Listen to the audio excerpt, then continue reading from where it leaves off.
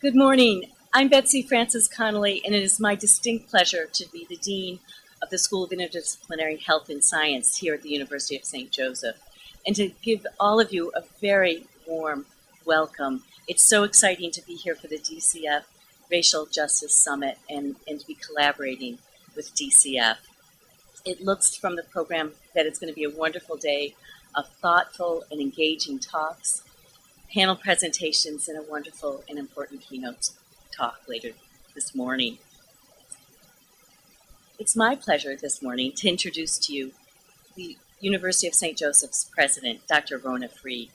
She became USJ's 9th president in 2015, and since that time has heralded many changes, including going co-ed this fall, developing new academic programs, all the while keeping our roots firmly rooted in our Mercy traditions. As an economist, her research has focused on gender, racial, ethnic earning differences. Please join me in warmly welcoming our president, Dr. Rhona. Well, good morning, everyone. On behalf of the faculty, staff, and Board of Trustees of the University of St. Joseph, welcome to campus for this Department of Children and Families Summit on Racial Justice. I want to give a special thanks to the faculty in the social work program who partnered with DCF to make this event happen. St. Joe's was founded by and remains strongly connected to the Sisters of Mercy. And the Sisters of Mercy have 5 areas of critical concern that are the focus of their advocacy, their institutional choices, and their corporate engagement. Their critical concerns are the sustainability of Earth, humane immigration laws, nonviolence in all areas of life, the well-being of women, and racism. They proclaim, "We believe racism is an evil affecting us all. We work to mobilize sisters and associates in recognizing and dismantling institutional racism in order to become an anti-racist, multicultural community." Last year, Joyce James was awarded an honorary degree by the university after being nominated by Anthony DeJesus, a USJ social work faculty member, who worked with her on DCF's racial justice work group. Dr. James's remarks at the commencement ceremony where she was awarded the honorary degree were incredibly moving and inspiring. She talked about how institutional racism results in disparities and disproportionate impacts on children and families. So within this context of the Sisters of Mercy's concern about racism and our experience having such a wonderful representative on campus, someone who's working to eliminate institutional racism last year, I think it's very fitting that we host the summit this year, and I'm very grateful for the opportunity to do that. The Racial Justice Work Group's goals of reducing bias and discrimination in case practice and mitigating the impacts of racism, power, and privilege on the lives of children and families would be strongly endorsed by the Sisters of Mercy. And it's reassuring to know that St. Joseph faculty emphasize these goals as they prepare students to become social workers and to serve in other human service professions. Thank you all for being here and for the work that you do for social justice. I'm sure you'll have a productive and inspiring day. Now please join me in welcoming Susan Smith from the Department of Children and Families. Good morning, everyone. My name is Susan Smith, and I am the Chief of Quality and Planning for the Department of Children and Families. I also have the privilege of being the executive sponsor for the department's statewide racial justice work group. I, too, want to welcome and thank you all for coming today. I think we have an outstanding program, and I'm particularly excited for the youth panel that we have later this morning. These are really some exceptional kids, and I think they're really going to kind of set the tone for the charge moving us forward. I have the distinct pleasure and honor to introduce DCF Commissioner Joette Katz. And honestly, she needs no introduction, and there's actually nothing that I could say in the allotted time that would, do her justice, no pun intended. And, okay, maybe pun intended. But Commissioner Katz has a heralded legal career She began as a public defender. She was the chief of legal services. She was appointed to the Connecticut Superior Court in 1989. She was elevated to the Connecticut Supreme Court in 1992.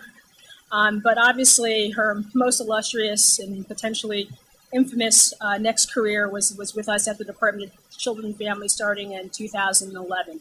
And for those of us who were introduced to the commissioner through her work at the department, we know her as a ceaseless champion for the kids and families of Connecticut, for her championship of the department and its staff. She has tirelessly nurtured the nascent roots of the department's long-standing commitment to diversity and multiculturalism and grown it into a sustainable and strong racial justice oak. She has entreated us to openly and honestly confront the disproportionality and disparity that plagues our children of color and families in the child welfare system, and more importantly, demanded us to act upon to eliminate it.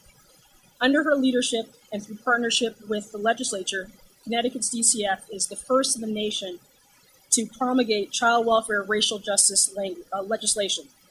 This comes from the past 7+ years of cultivating an environment, an infrastructure, and climate where race equity has a substantive seat at every DCF table. And for that, I personally and on behalf of the department, thank her for that. So it is with the utmost gratitude and tremendous personal admiration that I welcome Commissioner Katz to the stage.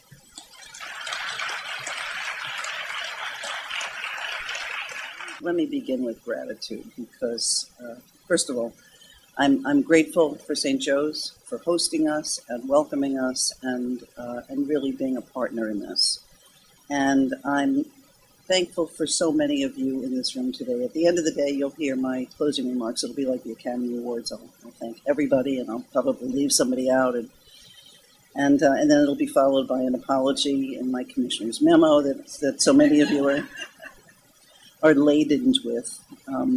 But we've got a lot of really good partners in the room, and so those of you who are at the agency may not understand or appreciate quite as much as I do sometimes what it is to get other partners to the table because they're giving up a day, and it's not like their business stuff. So I'm grateful to the judges and our providers and everybody else who's able to put everything else they're doing, and obviously our DCF staff, without question, to be able to put everything aside to really embrace this. Because that is my viewpoint on all of this, that it is everybody's job. And you'll hear me reiterate that several times during the day. I specifically chose not to appoint a particular person in any office or in any region to carry this water because I really do firmly believe it is everybody's responsibility. So let's talk about, you're going to have a dialogue today on a number of different venues about the importance of shining a light on this issue, and let me tell you a little bit about what we're doing, but also why I think this is so important. Not just those who are served by DCF, but those who are served by other agencies. You know, you've heard me say we're a child welfare agency. We're not a child welfare system. And there are other agencies and institutions and organizations who are represented here today who touch our children, and who unfortunately also face and experience and understand on some level the racism that permeates our society, and particularly our child welfare system. It continues to be stubborn and insidious, and I consider it to be a stain throughout our culture, and it creeps into all aspects of our lives. We see it nationally, but we certainly see it here, and I think Connecticut likes to think that we're better than them. You know, at one point, we were the richest per capita state in the country. We have all of these wonderful Ivy League institutions, and I think we thought, well, that's somebody else's problem, and it's not. It's everybody's problem, and as I said, very sadly, it's alive and well in Connecticut. And it permeates all aspects of life, not just in child welfare, where it permeates everything because it's where people live. So where do people of color live, where they go to school, how they finance their homes, how they pay their bills, how they work, and how they raise their children. And it's a stark reality that people of color are disproportionately overrepresented in many systems, and many systems that many of us in this room have not had to experience. We've long heard about the disproportionality and disparities in the school to prison pipeline and in the criminal justice system, but it's really much deeper than that. We know that families of color experience greater rates of unemployment, less access to affordable and stable housing, and equitable educational opportunities. We know that individuals of color also struggle to access quality health care, including, and in particular for what we do, behavioral health and preventative services that are intended to support good health and well-being outcomes for all children. And when we see these patterns of disparity and disproportionality, I would say we're more likely to then see these families coming to the attention of DCF.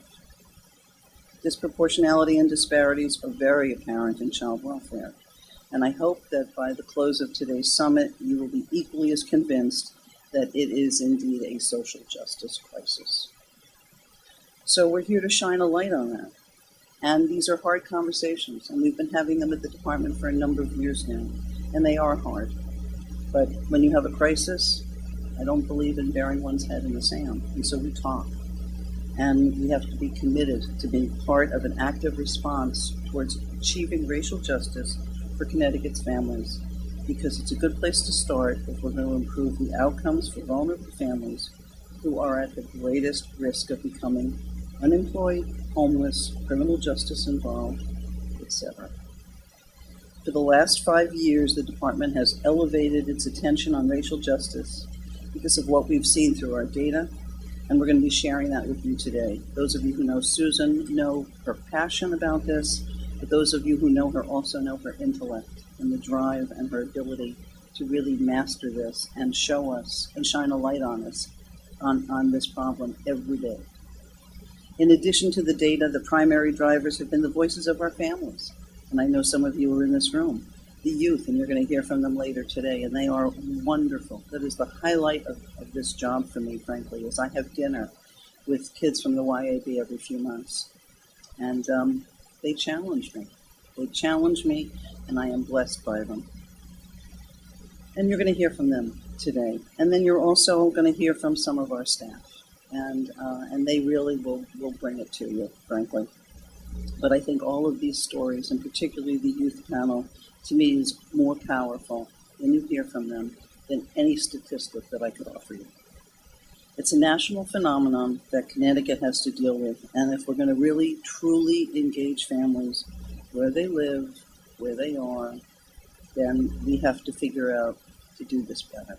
And we have to figure out what is the most effective way to do this better, to get the best for all of our children. Real family engagement requires that we treat all families fairly, with respect and with recognition that racial injustice is a fact of American life. And we have to stop shying away from it.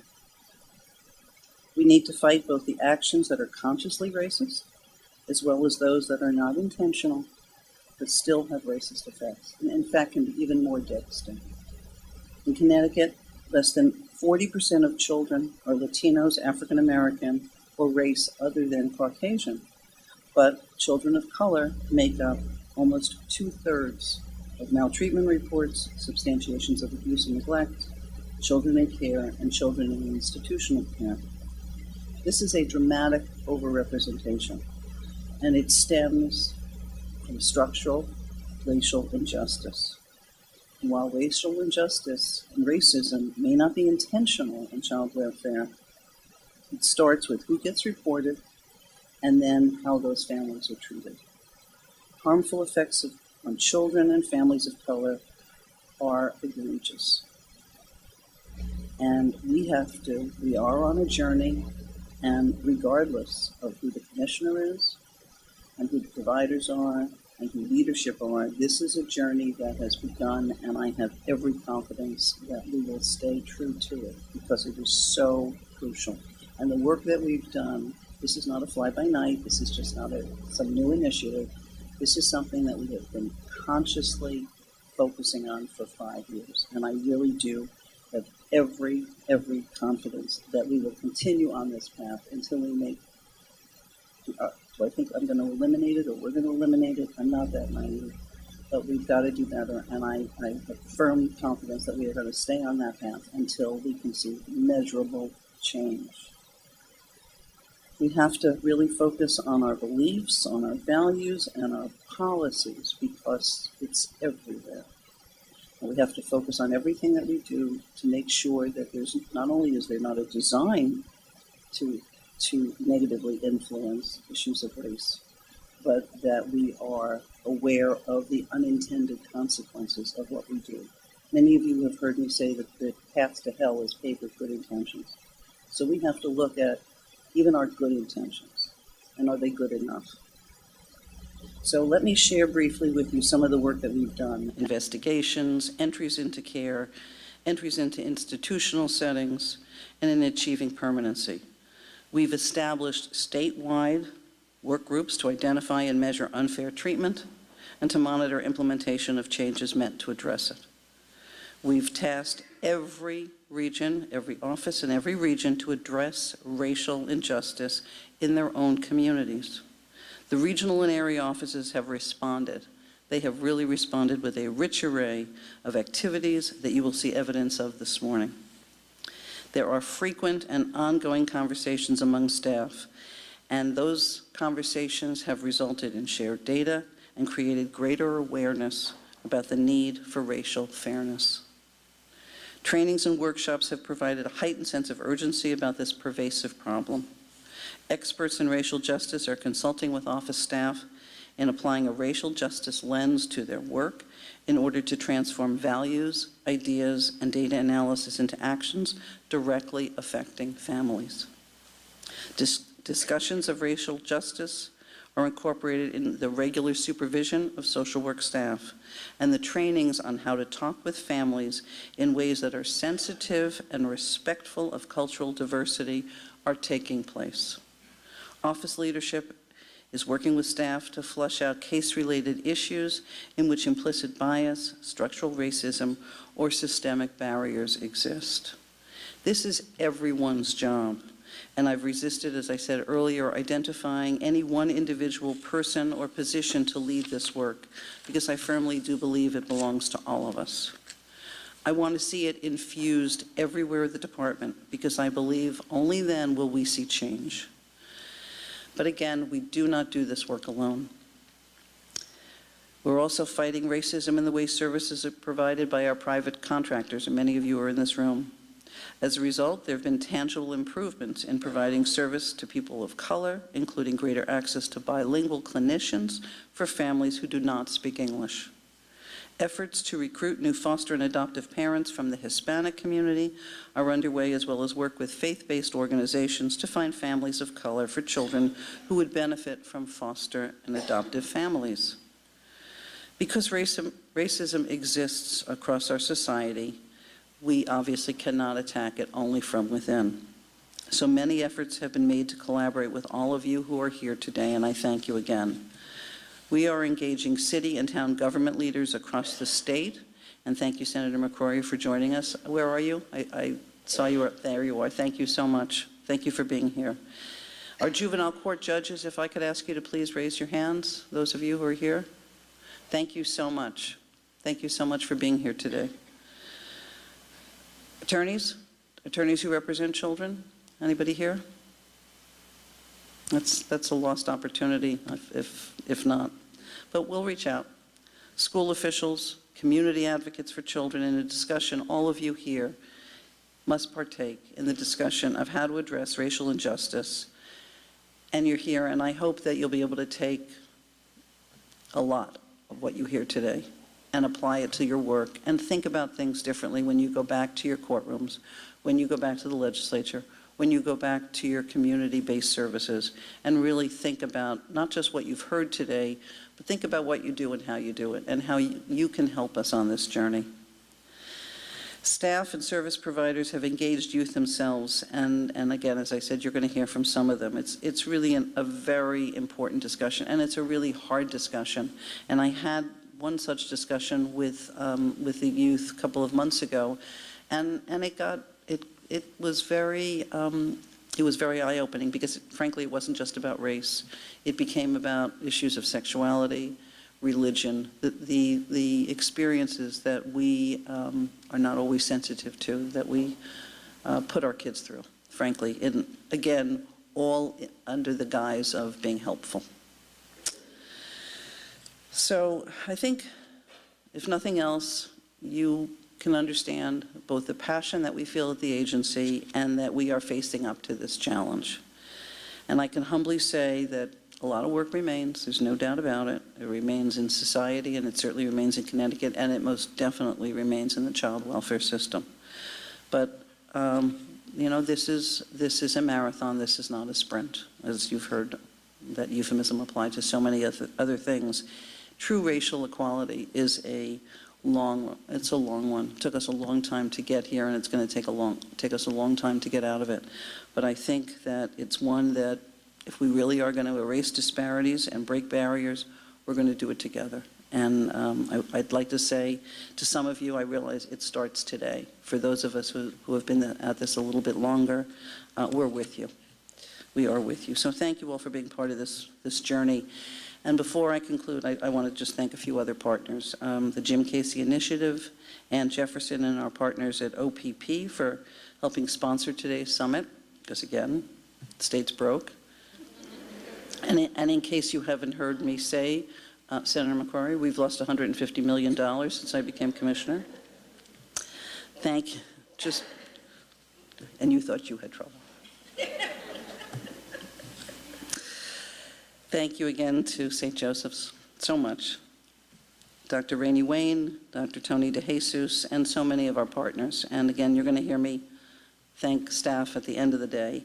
I also want to thank our SAC members for co-sponsoring today's event and being with us for every step of the way. SAC representatives, show of hands, please. Thank you. Thank you so much. You put me through my tests, and it's a good one. It's how we improve. And you've all been wonderful partners for nearly 8 years, which is really quite remarkable. So again, with gratitude on my part and on behalf of the entire department, thank you all so much for being here and for being our partners. And now I'm going to turn it over to Jody Hill-Lilly and Jen Augusti, who are our monitors for the day, right? Ladies? Thank you.